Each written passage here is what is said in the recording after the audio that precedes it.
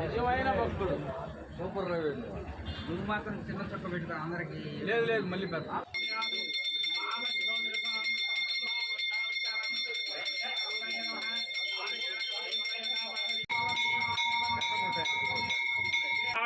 సమర్పయామి.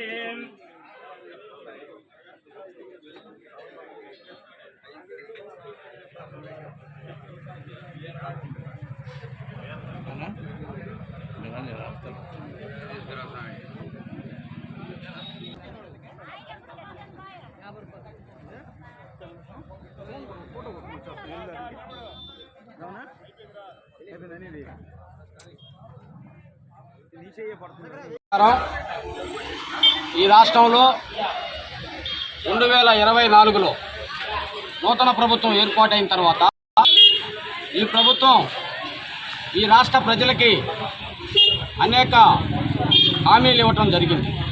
అయితే ఈ ప్రభుత్వం అధికారంలోకి వచ్చిన తర్వాత ఈ హామీలను నెరవేర్చడంలో పూర్తిగా విఫలమవటమే కాకుండా రెడ్ బుక్ రాజ్యాంగం అన్న పేరుతో వైఎస్ఆర్ కాంగ్రెస్ పార్టీ శ్రేణులపైన వైఎస్ఆర్ కాంగ్రెస్ పార్టీ నాయకులపైన విచక్షణారహితంగా దాడి చేస్తూ తద్వారా ప్రజల్లో తీవ్ర వ్యతిరేకత వచ్చిన పరిస్థితుల్లో దాన్ని డైవర్ట్ చేసే దానిలో భాగంగా డైవర్ట్ పాలిటిక్స్లో భాగంగా ఈ రాష్ట్రంలో తెలుగుదేశం పార్టీ మరియు కూటమి ప్రభుత్వం అనేక రకాల అపనిందలు అపవాదులు ప్రజల ముందుకు తీసుకురావడం జరిగింది. దానిలో భాగంగా సాక్షాత్తు ఏడుకొండలవాడు తిరుమల తిరుపతి దేవస్థానం ప్రసాదమైనటువంటి లడ్డులో కల్తీ జరిగింది. దానిలో జంతువుల కొవ్వు చేపల కొవ్వు కల్తీ చేశారు వైఎస్ఆర్ కాంగ్రెస్ పార్టీ వాళ్ళు అని చెప్పి ఈ కూటమి ప్రభుత్వం ప్రజలను తప్పుదారి పట్టించడం జరిగింది.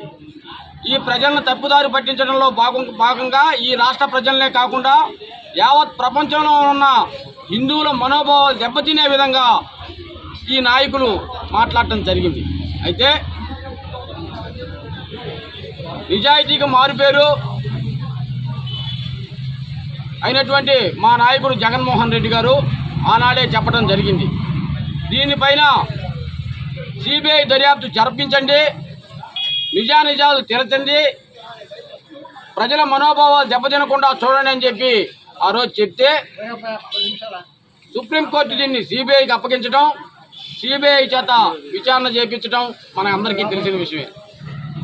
సిబిఐ విచారణ చేసి దీంట్లో నిగ్గు తేల్చింది ఏందయ్యా అంటే ఎక్కడా కూడా జంతువులు కొవ్వు కానీ చేప నూనె కానీ పందుల కొవ్వు కానీ వాడలేదు, ఎటువంటి కల్తీ జరగలేదు అని చెప్పి ఈరోజు తేల్చడం జరిగింది.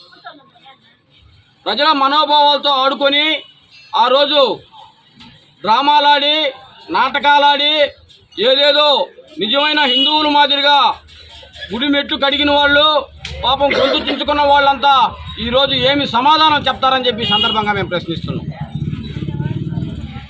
ఇంతమంది హిందువుల మనోభావాలు దెబ్బతీసి వెంకటేశ్వర స్వామిని సాక్షాత్తు వెంకటేశ్వర స్వామిని సైతం రాజకీయాల్లోకి లాగిన వీళ్ళకి వెంకటేశ్వర స్వామి సరైన గుణపాఠం చెప్తాడని చెప్పి ఈ సందర్భంగా తెలియజేస్తున్నాం.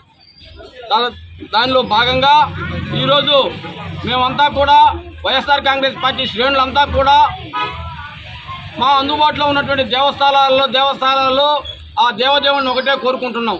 నాయన ఈ రాజకీయాల్లో భగవంతుని కూడా వాడుకుంటున్నారు, వాళ్ళ మనసు మార్చు, రాజకీయాలకి భగవంతుడికి ముడిపెడుతున్నారు, హిందువుల మనోభావాలు దెబ్బతీస్తున్నారు, భక్తుల మనోభావాలు దెబ్బతీస్తున్నారు. తద్వారా వెంకటేశ్వర స్వామి ప్రతిష్ట దిగజార్చే విధంగా వీళ్ళు ప్రయత్నం చేస్తున్నారు. వీళ్ళ మనసు మార్చండి, వీళ్ళకి మంచి హృదయం కల్పించండి, మంచి బుద్ధి కల్పించండి అని చెప్పి కోరుకుంటూ ఈరోజు బోగోలులోని విజయ గణపతి ఆలయంలో ఈ పూజలు నిర్వహించడం జరిగింది. ఇకనైనా ఈ కూటమి ప్రభుత్వం ప్రజలకు ఇచ్చిన హామీలను నెరవేర్చి ప్రజలకు ఇచ్చిన మాటను నిలబెట్టుకుని ప్రజలకు సేవ చేసే కార్యక్రమంలో బాగుండాలి కానీ ముందుండాలి కానీ ఇటువంటి చీప్ రాజకీయాలు చేసి జనాల మనోభావాలు దెబ్బతీసి ఏదో రాజకీయం కలుపుకోవాలనుకోవడం మంచి పద్ధతి కాదని చెప్పి తెలియజేస్తూ ఈరోజు ఇక్కడికి వచ్చేసినటువంటి మీడియా మిత్రులకైతేనేమి ముఖ్యంగా మా వైఎస్ఆర్ కాంగ్రెస్ పార్టీ నాయకులకి ధన్యవాదాలు తెలియజేసుకుంటూ సెలవు తీసుకుంటాం.